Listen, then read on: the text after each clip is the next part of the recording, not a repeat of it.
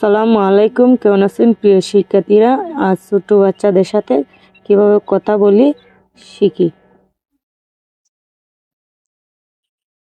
Listen to me, আমাকে শুনো। Listen to my word, আমার কথা শুনো। Listen to my word carefully, আমার কথা মনোযোগ সহকারে শুনো। লিসন টু ইওর প্যারেন্টস, তোমার আব্বু আম্মুর কথা শুনো। ডু ইওর হোমওয়ার্ক, তোমার বাড়ির কাজ করো। কাম উইথ হোমওয়ার্ক, তোমার বাড়ির কাজ করে নিয়ে আসবে।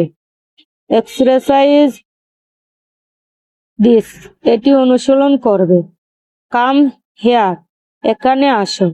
কাম দেয়ার, ওইখানে যাও। কাম টু মি, আমার কাছে আসো। কাম উইথ মি, আমার সাথে আসো।